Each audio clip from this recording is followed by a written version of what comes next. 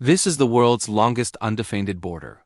Nearly 9,000 kilometers of peace, friendship, and shared values. At least that's the story we're always told. But what if I told you that this peaceful line was once a place of spies, smugglers, and secret tunnels? That towns were split in two, families were divided, and fortunes were made and lost in the shadows of this invisible line? Welcome to North American Life. Today we're unearthing the hidden histories of U.S.-Canada border towns. This isn't just a line on a map. It's a character in a story filled with rebellion, ingenuity, and chaos. Let's begin. Our first story takes us to a small, disputed territory in the early 1800s.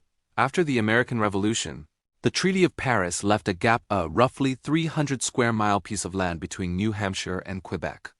The map was blurry, and both the United States and Britain, for Canada, claimed it. But there was a problem. People already lived there. About 300 settlers who just wanted to be left alone. They were caught in the middle. American tax collectors would show up, and they'd say, "We're British subjects."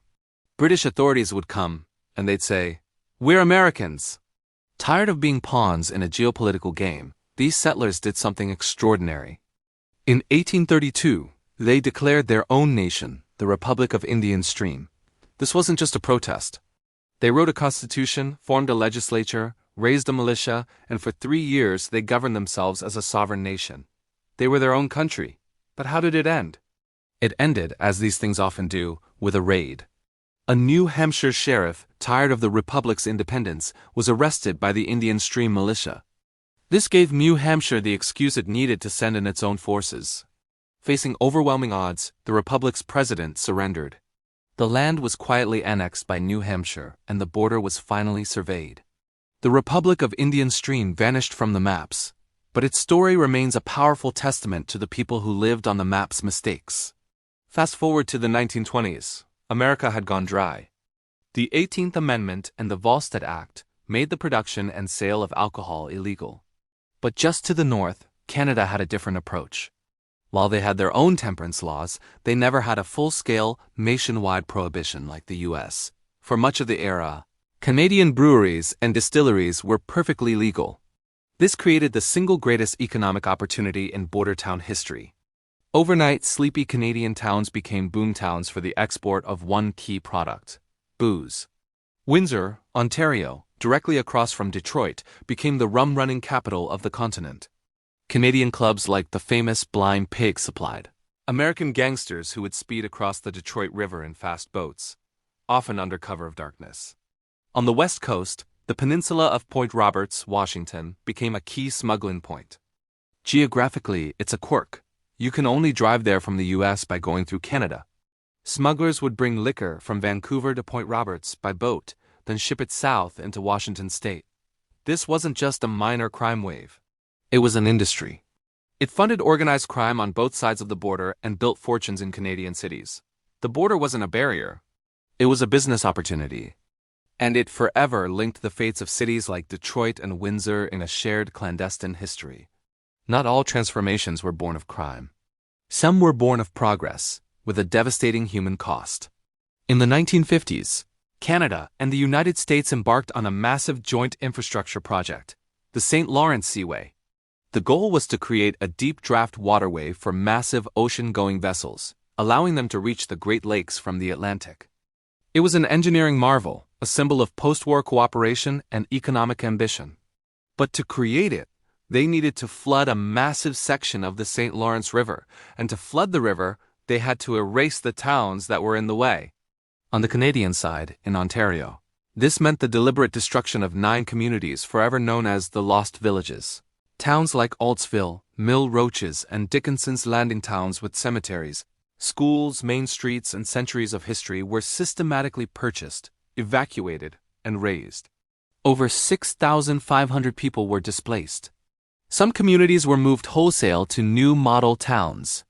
But the soul of a place isn't so easily moved. Cemeteries were exhumed and relocated.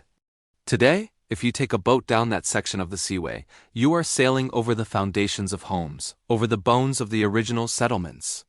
The border here isn't just a line between nations. It's a line between the present and a drowned past. But hidden histories aren't always about conflict and loss. Sometimes they're about beautiful, practical solutions.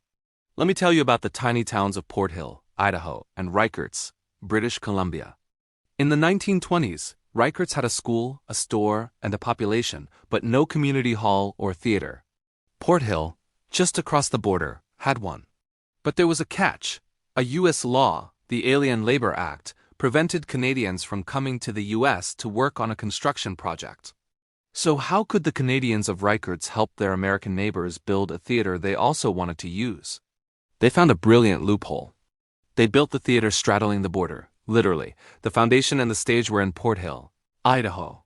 But the entrance, the lobby, and the projector booth were in Rickards, British Columbia.